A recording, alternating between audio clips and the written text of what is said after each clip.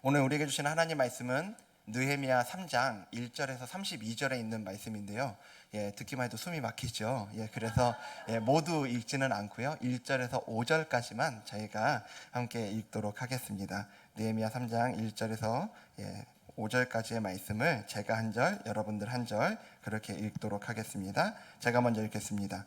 그때 대제사장 엘리야십이 그의 형제 제사장들과 함께 일어나 양문을 건축하여 성별하고 문짝을 달고 또 성벽을 건축하여 함메아 망대에서부터 하나넬 망대까지 성별하였고, 그 다음은 여리고 사람들이 건축하였고 또 그 다음은 이므리의 아들 삭굴이 건축하였으며, 어무는 하스나의 자손들이 건축하여 그 들보를 얹고 문짝을 달고 자물쇠와 빗장을 갖추었고, 그 다음은 학고스의 손자 우리야의 아들 무레못이 중수하였고 그 다음은 무세사벨의 손자 베레기야의 아들 무술람이 중수하였고 그 다음은 바나의 아들 사독이 중수하였고, 함께 읽겠습니다. 그 다음은 드고와 사람들이 중수하였으나 그 귀족들은 그들의 주인들의 공사를 분담하지 아니하였으며. 아멘. 네. 하나님께서 느헤미야에게 부어주셨던 그 마음이요, 이제 그걸 우리가 비전이라고 이야기하지 않았습니까? 그 비전은 느헤미야를 통해서 이스라엘 백성들에게 흘러갔습니다. 그 비전을 공유한 이스라엘 백성들은 이제 함께 일어나 건축하자라며 마음을 모아서 힘을 모아 일어났고요. 그래서 하나님께서 그들에게 맡기신 그 선한 일에 모두 이제 동참을 시작합니다. 오늘 우리가 이제 함께 여기 느헤미야 3장을 읽었는데요. 여기 3장은 그렇게 시작된 성벽 건축의 그 모습들을 우리에게 자세하게 보여주고 있습니다. 우리는 이제 오늘 본문을 통해서 하나님의 마음, 그 비전을 품은 공동체가 어떻게 세워져 가는지를 살펴보려고 합니다. 먼저 1절 말씀 우리가 다시 한번 볼 텐데요. 1절 말씀 같이 한번 읽겠습니다. 시작. 그때 대제사장 엘리야십이 그의 형제 제사장들과 함께 일어나 양문을 건축하여 성별하고 문짝을 달고 또 성벽을 건축하여 함메아 망대에서부터 하나넬 망대까지 성별하였고. 아멘. 여기 보면은 빨간색으로 양문부터 건축했다라고 나와 있잖아요. 성벽은 이 대제사장 엘리야십을 중심으로 이제 양문을 건축하는 것에서부터 이제 성벽 건축이 시작이 됩니다. 양문은 말 그대로, 이름 그대로요, 양들이 지나가는데 사용된 문인데요. 이 이스라엘 시대에, 이 시대에 양들이 사용된 곳이 어디입니까? 양들은 제사 지낼 때 사용됐잖아요. 그러니까 양문부터 건축되었다라는 얘기는 바로 이 예배를 가장 우선순위에 두고 이 성벽 건축을 시작했다라는 것을 보여주고 있다라는 얘기죠. 우리는 이미 느헤미야가 성벽을 두루 살피면서 그렇게 곳곳을 보았던 것을 알고 있습니다. 곳곳이 무너지고 성벽이 이제 불에 타 있는 그런 것을 살펴보면서 느헤미야는 고심했을 겁니다. 어디부터 건축하지? 어디부터 시작할까? 분명히 고심을 했을 겁니다. 그리고 사실 이제 지난 시간에 본 것처럼 이때 사람들 마음에는 이미 불이 붙었어요. 이미 성벽을 건축하자, 일어나 건축하자, 이제 그 마음에 불이 이미 붙어 있는 상태입니다. 그러니까 사람들이 막 너나 할 것 없이 여기부터 건축하죠, 우리 집 앞에서부터, 나부터, 막 이런 이야기들을 분명히 했을 겁니다. 하지만 느헤미야는 단호하게 양문부터라고 이야기하고 건축을 시작하는 거죠. 이것을 통해 우리는 그가 어떤 중심을 가지고 이 성벽 건축을 하는지 알 수 있는 거죠. 지난 시간에 2장에서 봤던 것처럼 이 성벽을 재건하는 일은요, 단순히 치안의 문제를 넘어서서 하나님의 백성으로서 받아왔던 그 수치를 벗어나는 그런 일이 바로 이 성벽 재건이었는데요. 지금 느헤미야는 건축의 첫 시작을 이 양문에서부터 시작해서 이 모든 일이 누구를 위한 일이고 그리고 어떤 성격을 가지고 있는지를 분명히 보여주고 있는 거죠. 1절 말씀을 다시 한번 보면요, 여기 그 뒷부분 보면은 양문 이후에 어디가 지어지는지 보여주는데 함메아 망대하고 하나넬 망대라는 곳이 나옵니다. 실제적으로 이스라엘 백성들을 적의 침입으로부터 보호하는 데에는 여기 하나넬 망대, 함메아 망대라는 곳은 백부장의 망대라고 불렸고요. 그리고 하나넬 망대라는 곳은 안토니오 요새라고까지 이제 불렸었는데, 이곳이 바로 이 군사적인 요충지로서 먼저 우선순위에 있던 지역이라는 겁니다. 그러니까 느헤미야는 어떻게 보면은 이 군사적인 목적을 위해서는 이 두 망대를 먼저 세우는 것이 훨씬 더 효율적이었을 수도 있습니다. 하지만 느헤미야는 당장 눈앞에 보이는 그 시급한 문제처럼 보이는 두 망대보다는 양문의 건축을 먼저 시작하는 겁니다. 영적인 우선순위를 분명하게 보여주고 있는 거죠. 여러분이라면 어디부터 건축했겠습니까? 그리고 지금 여러분은 여러분의 삶을 어디부터 세워가고 계십니까? 삶의 전반적인 리빌딩, 그 회복이 필요한 분들이라면 무엇보다 먼저 예배의 자리부터 점검하시기를 바랍니다. 신방할 때 제가 이렇게 성도들이 이렇게 만나다 보면 그 삶이 곳곳이 이렇게 무너져 있는 경우들이 이렇게 만나게 되거든요. 그럴 때 제가 다른 어떤 조언보다 그분에게 먼저 드리는 조언이 바로 예배의 회복입니다. 예배 회복이라고 하면은 개인 예배도 있고요. 개인적으로 혼자 드리는 것도 우리가 예배잖아요. 개인 예배도 있고, 그리고 이렇게 함께 모이는 공 예배도 있는데, 저는 개인 예배보다는 공 예배의 회복을 먼저 말씀을 드립니다. 저희가 코로나로 2년 동안 온라인 예배에 굉장히 익숙해져 있지 않습니까? 온라인 예배는 힘들게 먼 곳까지 가지 않아도 됩니다. 그리고 힘들게 찾아간 그 교회에서 주차 문제 때문에 스트레스 받지 않아도 돼요. 얼마든지 집에서 수월하게 예배 자리에 나아갈 수 있습니다. 하지만 동시에 이 온라인 예배는요, 모두가 알고 있는 것처럼 그 우리의 마음을 잡기가 정말 쉽지 않더라는 이야기를 제가 많이 듣습니다. 괜히 집에서 온라인으로 예배를 드리고 있다 보면 갑자기 안 마르던 목이 마릅니다. 예. 그래서 이상하게 교회 가서 예배 드릴 때는 제가 이렇게 봐도요, 저희 함께 예배 드릴 때 화장실 가시는 분이 거의 없거든요. 희한하게 집에서 온라인으로 예배를 드리다 보면 화장실이 가고 싶어져요. 그리고 온라인으로 예배를 드리다 보면 다른 일을 하는 게 그렇게 어렵지가 않습니다. 그래서 제가 정말 많이 듣습니다. 온라인 예배 드릴 때 실은 온라인 예배를 틀어놓고 다른 일 하면서 틀어놓고 있었다라는 얘기 정말 많이 들었습니다. 그러다 보니까 온라인 예배가요, 내가 하나님께 드리는 예배가 되기보다는 다른 사람들이 하나님께 드리고 있는 예배를 보는 예배가 되는 경우가 너무나 많더라는 거죠. 이제 개인 예배도 마찬가지인 겁니다. 개인 예배도 그렇게 마음 잡기가 참 쉽지가 않아요. 우리 교회가 이렇게 시작된 이후에요, 이렇게 신방을 하고 사람들하고 이야기를 나누다 보면 그 예배의 은혜를 경험했다라는 그런 얘기들을 참 많이 듣게 되거든요. 어떤 분들은 이유는 잘 모르겠다고, 근데 그냥 찬양하는데 그냥 눈물이 나오고 감동이 되고 은혜를 경험했다, 이런 이야기도 하세요. 여러 가지 저는 그 은혜의 이유가 있을 수 있겠지만 가장 큰 이유는 현장성이라고 생각합니다. 함께 예배 드리는 거예요. 이렇게 제가 한 번은 새가족 신방하는데, 새가족분을 만나서 신방하는데, 그분이 이제 저희 첫 예배, 그 부활주의 첫 예배 오셨어요. 그런데 그분이 그날 좀 이렇게 늦게 오신 겁니다. 그래서 본당이 꽉 차서 저 뒤에 있는 잠옷실에 안내를 받았대요. 그때 모니터도 설치되지 않았던 그 잠옷실로 안내를 받았는데, 그나마 빨리라도 오셨으면 저기 창문 앞으로 앉으셨을 텐데 저기 안쪽에 벽만 바라보고 계셔야 되는 그곳으로 안내를 받으신 겁니다. 그런데 설교자의 얼굴도 보이지 않고 소리만 듣는 거기에서 은혜가 됐다는 거예요. 아마 설교자의 얼굴이 보이지 않아서 더 은혜가 됐을지도 모르겠습니다. 네, 정말 그런 일은 모르겠지만, 근데 그분은 이렇게 얘기해 주셨어요. 예배 드리는데 이제 기도 시간이 됐잖아요. 기도하는데 본인 뒤쪽으로 그 이제 아빠들, 남성분들이 이렇게 많이 앉아 계셨대요. 근데 기도하는데 그분들의 기도가 그렇게 뜨거울 수가 없었다는 겁니다. 그래서 정말 그 기도 소리를 들으면서 본인이 더 은혜를 받고 그렇게 예배에 집중할 수 있었다, 은혜가 됐다라는 얘기를 해주셨어요. 현장에서 주시는 은혜가 있습니다. 함께 하기에 경험하는 은혜가 있는 거죠. 무엇보다 이 공예배의 자리로 나오면요, 집에서 옷을 갈아입고 올 수밖에 없어요. 그 옷을 갈아입는 것에서부터 실은 내 마음이 준비되기 시작합니다. 그리고 이 자리에 와서 앉을 때 정말 그 집에서는 잡기 어려운 그 마음들이 이곳에서 생기게 되죠. 예배의 대상 되시는 우리 하나님께 우리의 마음이 훨씬 집중이 될 수 있는 겁니다. 그래서 영적 회복을 위해서는요, 당연히 개인 예배 회복 필요하죠. 하지만 그 무엇보다 우선해서 공예배가 회복이 되어야 된다는 거예요.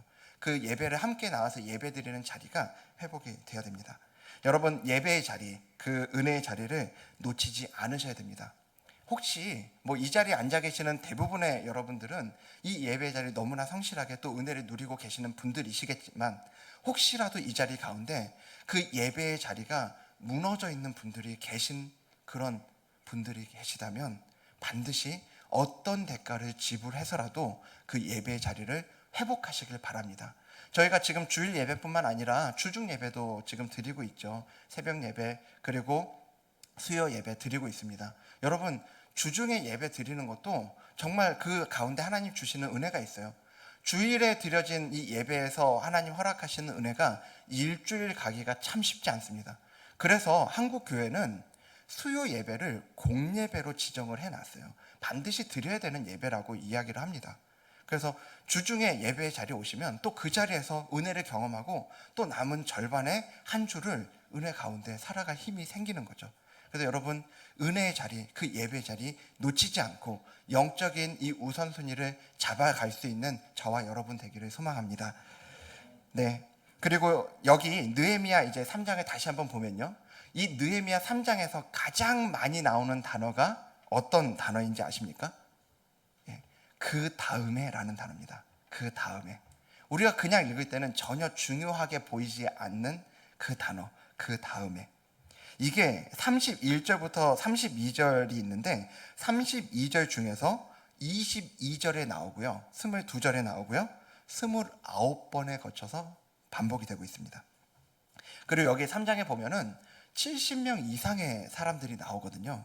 그 70명 이상의 사람들이 이 그 다음에 라는 단어를 통해서 모든 가문과 그 사람들이 이렇게 하나로 연결되는 것을 우리가 볼 수 있습니다. 이것이 무엇을 강조하고 있습니까? 아주 쉽지 않습니까? 함께 했다는 거예요. 함께 했다는 거. 그래서 비전을 품은, 하나님의 뜻을 마음에 품은 그 공동체가 세워지는 두 번째 원리는 바로 함께함입니다. 첫 번째 원리가 영적인 우선순위를 바로 세우는 거였다면 두 번째 원리는 바로 함께함의 원리라는 거예요. 세상의 수많은 일들 가운데에는 분명히 어떤 영웅적인 한 사람의 뛰어난 업적에 의해서 이루어지는 일이 분명히 있습니다.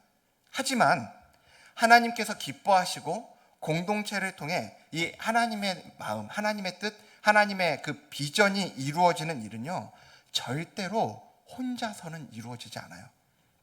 교회, 우리가 교회로 모여 있지 않습니까? 이 교회의 헬라어 단어가 에클레시아라는 단어인데요, 이 에클레시아는 세상으로부터 부름받은 사람들의 모임이라는 뜻을 갖고 있습니다. 그러니까 이 교회라는 단어 자체가 건물, 이 성전, 이게 아니라 그것보다 이전에 함께함, 공동체의 의미를 교회라는 이 단어 자체에 담아내고 있다는 거죠. 전도서 4장 9절에서 12절을 보면 이렇게 말하고 있습니다. 제가 읽어드리겠습니다. 두 사람이 한 사람보다 나음은 그들이 수고함으로 좋은 상을 얻을 것임이라.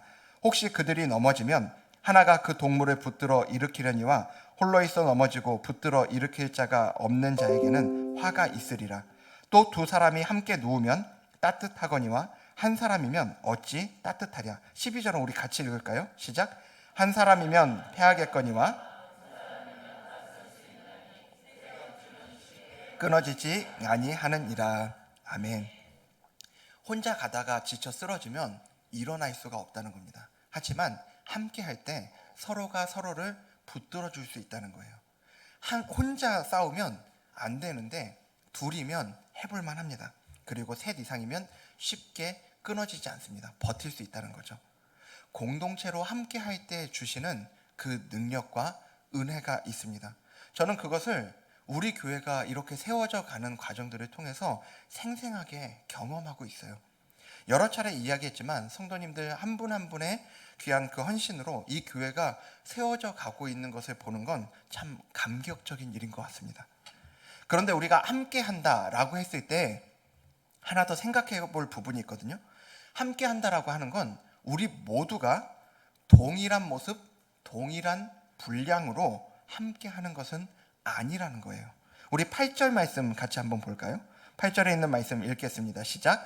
그 다음은 금장색 할헤야의 아들 우시엘 등이 중수하였고 그 다음은 향품 장사 하나냐 등이 중수하되 그들이 예루살렘의 넓은 성벽까지 하였고. 네, 여기 금장색, 이 귀금속을 이렇게 다루는 사람이죠. 금장색 그리고 향품 장사. 한마디로 무슨 말입니까? 돈 잘 버는 사람들이에요. 좀 부유한 사람들이라는 겁니다. 이 사람들은 예루살렘의 넓은 성벽까지 감당했습니다. 반면에 23절 볼까요? 23절 보면 그 다음은 베냐민과 핫숲이 어디를 중수했다고요? 자기 집 맞은편 부분. 그리고 그 다음은 하나냐의 손자 마아세야의 아들 아사랴가 어떤 부분이요? 자기 집에서 가까운 부분, 거기를 중수했다고 이야기합니다. 여기 베냐민과 핫숲이라는 사람, 그 사람 자기 집 맞은편 부분, 아사랴는 자기 집에서 가까운 부분 일부만 담당합니다. 성벽 중에 극히 일부만 담당을 했다는 거죠. 우리가 이미 그리고 봤던 것처럼 대제사장 엘리야십은 다른 제사장들과 함께 자기의 그 직분과 관련된 그 부분을 담당했습니다.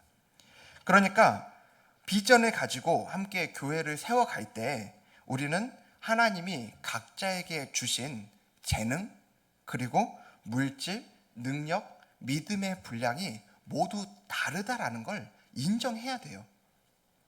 그리고 각자에게 그 하나님이 주신 만큼 자신이 받은 분량대로 최선을 다해서 그만큼 섬기면 된다는 겁니다.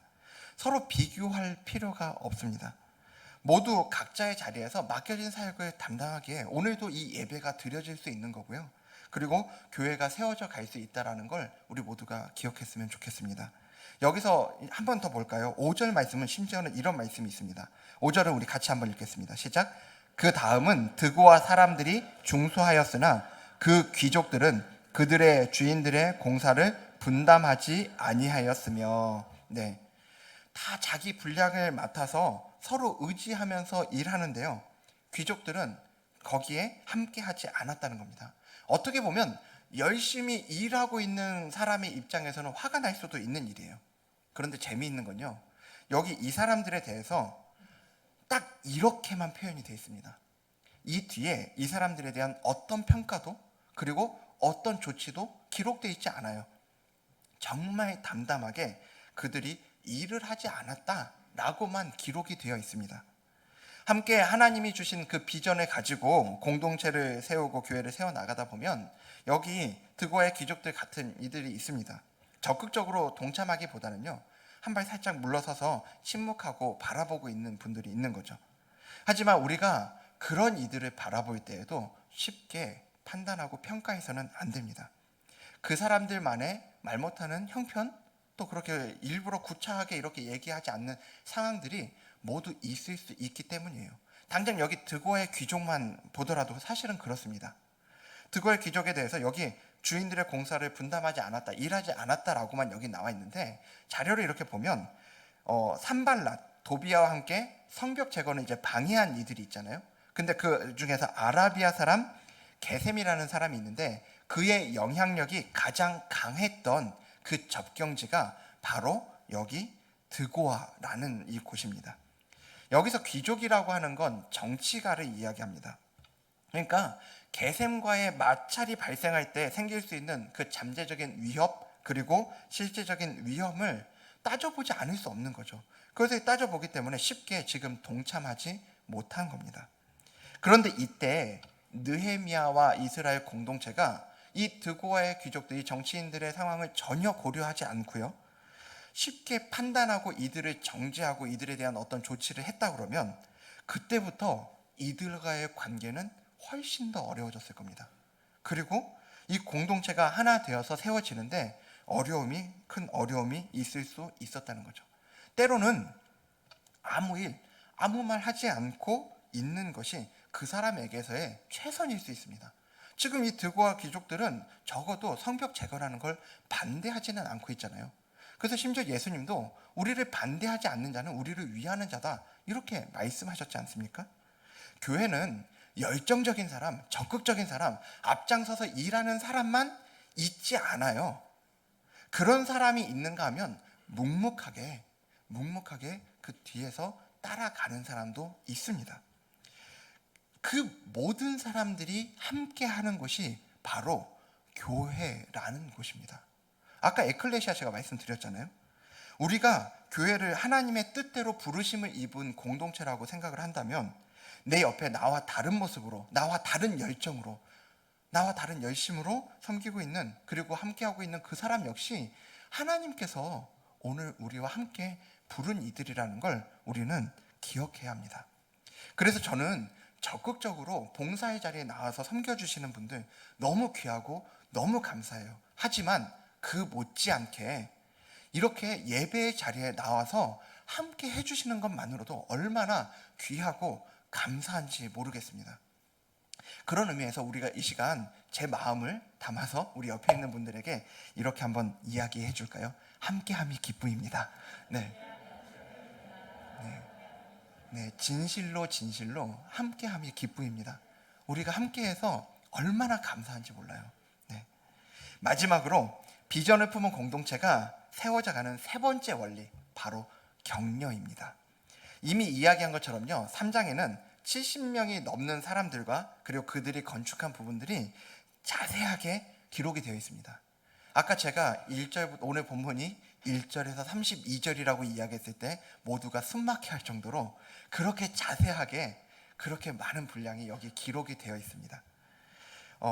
그 정도로 자세하게 기록이 되어 있다는 건 뭐냐 하면요, 느헤미야가, 이 글을 기록한 느헤미야가 그들을 알아주고 있었다는 거예요. 그들이 어떤 자리에서 어떻게 섬기고 있는지를 알아주고 인정해주고 있었다는 겁니다.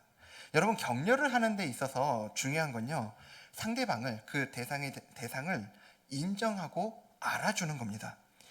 이거 읽다가 보면은, 우리가 다 읽지 않아서 그런데 읽다가 보면 여기 흥미로운 부분들이 하나가 있습니다. 20절 좀 보면요, 20절에 이렇게 나와 있어요. 그 다음은 삿배의 아들 바룩이 한 부분을 어떻게 중수했다고요?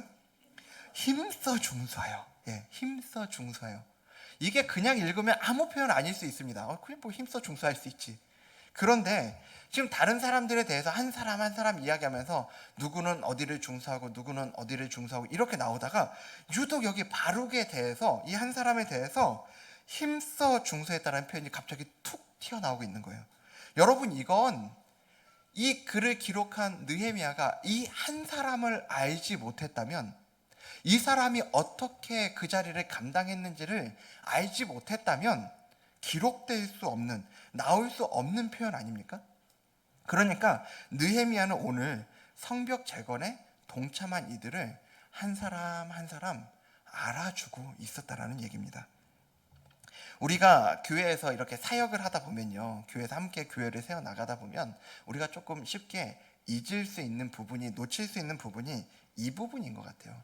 예전에, 우리 교회는 아닙니다, 제가 예전에 실제로 어떤 이야기를 들었냐면, 어떤 분이 이렇게 이야기를 하시는 거예요. 자기는 교회에서 다른 사람들 그렇게 칭찬하지 않는다고 당당하게 얘기하시더라고요. 그분의 이유는 그렇습니다. 그 사람이 하늘에서 상급을 받을 텐데 내가 칭찬하면 그 사람의 상급을 뺏는 거 아니냐, 그래서 나는 칭찬하지 않는다라고 실제로 이야기하신 분이 있었습니다. 아니요, 여러분, 여러분이 칭찬한다고, 여러분이 격려한다고 절대로 그 사람의 상급을 하나님이 뺏어가지 않으십니다. 네, 우리 하나님 그런 하나님 아니에요. 여러분, 그런 거 걱정하지 마시고 마음껏 칭찬하고 마음껏 격려해 주셨으면 좋겠어요. 그러니까 히브리서 10장 24절에 보면, 만약에 그런 하나님 같으면 이런 말씀이 기록되지 않았겠죠. 여기 같이 읽어보겠습니다. 시작. 서로 돌아보아 사랑과 선행을 격려하며, 성경에 분명히 격려하며 말씀하고 있습니다. 아무 걱정 말고 격려하셔도 돼요. 그 사람의 상급은 하나님께서 따로 주실 거니까요. 주님께서 그분의 섬김을 기억해 주시는 건 그분과 주님과의 관계에서 이루어지는 일입니다. 우리가 그것까지 계산할 이유가 없어요. 그냥 우리는 말씀대로 마음껏 알아주고 인정해주고 격려해주면 됩니다. 비록 지금은 각자의 사정에 있어서 이 섬김의 자리에 함께 하지 못하는 분들 계시죠. 각 자리에서 하지만 그 섬기고 있는 분들의 수고를 알아주고요. 그리고 그분들에게 수고하고 있는 바로 그분들에게 격려 한마디를 전해주는 것 역시 저는 너무 귀한 섬김이라고 생각합니다. 이제 앞장서서 일하시는 분들 보면 요즘에는 그 단톡방 잘 만들어지잖아요. 그분들이 이 단톡방을 만들어서 우리 이거 합니다, 이거 하죠 막 이렇게 이야기할 때 거기에 잘 반응해 주시는 것 역시 너무 귀한 섬김입니다. 그리고 그 앞장서서 일하는 분들을 향한 너무 좋은 격려가 돼요. 그래서 여러분들 그 주일학교 그 자녀들 이렇게 선생님들께 보낸 분들은 선생님들이 무언가 이렇게 단톡방에 한마디를 남기시면 예, 아니요라도 적극적으로 빨리빨리 응답을 해주시면 선생님들한테 너무나 큰 힘이 됩니다. 네, 아멘이죠. 예, 특히 중고등부 자녀들 두신 분들은 예, 정말 이렇게 자녀들을 잘 이야기해서 격려하도록, 때로는 애들이 정말 귀찮아서 저희 애들도 잘 안 하더라고요. 그러면 여러분들이 그냥 애들인 척하고 막 답 달아주고 예, 이렇게 하셔도 괜찮아요. 네, 그렇게 하셔서 정말 이렇게 좀 함께 힘을 얻어 나아갈 수 있으면 좋겠습니다. 예전에 이런 유명한 광고 문구가 있었어요. 말하지 않아도 알아요. 네, 아니요. 말하지 않으면 몰라요. 예. 말해야 압니다. 표현해야 알아요. 격려를 표현하지 않았는데 여러분의 마음이 전해질 거라고 착각하시면 안 됩니다. 정말 큰 착각입니다. 우리 하나님은요, 중심을 보시는 하나님이 맞아요. 그런데 우리는 중심이 아닌 외모를 그리고 표현을 볼 수밖에 없는 존재입니다. 우리가 서로가 서로의 그 부분을 인정해야 돼요. 우리가 신기하게 그래요. 다른 사람이 나를 미워하고 싫어하는 건 기가 막히게 합니다. 그런데 그 사람이 나를 존중해주고 그 사람이 나를 격려해주고 알아주고 있다는 건 표현해야만 알더라고요. 네. 그러니까 여러분 아끼지 마세요. 말하지 않아도 알아요. 거짓말입니다. 예, 거짓말이에요. 말해야 알아요. 적극적으로 표현해 주십시오. 오늘 예배 후에 이렇게 돌아가실 때 만나는 분들에게 여러분의 격려와 그 감사의 한마디를 한번 전해보시면 좋겠습니다. 다음 주에 예배 오실 때 저기 주차부 섬기시는 분들에게 감사합니다, 수고하십니다, 너무 수고하시네요 한마디 해주시는 거 그분들에게 너무 큰 힘이 돼요. 그분들이 주차부를 하신다고 아직까지 교회에서 그분들에게 짜장면 한 그릇 사드린 적이 없습니다. 네, 그분들에게 따로 뭐 이렇게 사례를 드리지 않아요. 다른 영역들 마찬가지죠. 하지만 너무 기쁨으로 감사함으로 이 섬김의 자리에 나와주고 계세요. 제가 자주 나누잖아요. 여기 우리 교회에 나와서 섬기시는 분들을 보면서 우리 교회 처음 오신 분들이 그분들의 섬기시는 그 표정을 보고 너무 감동을 받으신다고요. 아, 정말 교회 사랑하시는구나. 아, 정말 기쁜 마음으로 섬기시는구나. 예, 정말 그분들은 누가 알아주지 않더라도 누가 따로 그분들에게 살해하지 않더라도 분명히 하나님 안에서 기쁨으로 자기의 맡겨진 사역들을 감당하실 거예요. 하지만 거기에 여러분들의 격려가 더해진다면 훨씬 더 기쁜 마음으로 섬김의 자리를 감당하실 겁니다. 우리가 그 격려를 아끼지 않으셨으면 좋겠습니다. 그래서 교회에서도 오늘 그 섬겨주시는 분들의 속으로 이 교회가 너무 잘 세워져 있는 것에 대한 그 감사하는 마음으로요, 오늘 오후 4시에 그 식사 자리로 고기를 구우면서 그분들의 속으로 함께 이렇게 격려하는 시간을 좀 마련하려고 합니다. 그 자리가 정말 우리 섬기시는 분들이 위로가 되고 또 격려가 되는 자리가 될 수 있도록 여러분 함께 기도해 주세요. 함께 기도해 주시고 또 그분들에게 적극적으로 표현해 주시면 너무 감사할 것 같습니다. 그렇게 우리 교회가 이렇게 교회가 공동체가 세워져가는 모든 과정 가운데 오늘 본문이 보여주고 있는 이 부분을 우리가 잘 기억하면서 나아갔으면 좋겠습니다. 영적인 우선순위를 우리가 무엇보다 잘 잡아야 되고요. 그 영적인 우선순위를 잘 잡고 나아갈 때 혼자 가지 않습니다. 우리가 나와 다른 모습들을 우리가 알아주고 인정해 가면서 함께 이 부분들을 세워가야 하고요. 마지막으로 그렇게 다른 사람들의 수고를 알아주고 인정할 때 말하지 않으면 모릅니다. 말해야 알아요. 표현합니다. 격려하면서 함께 그분들을 힘내자고 그렇게 세워가면서 함께 세워가는 우리 수지 함께하는 교회가 되기를 주님의 이름으로 축복합니다. 오늘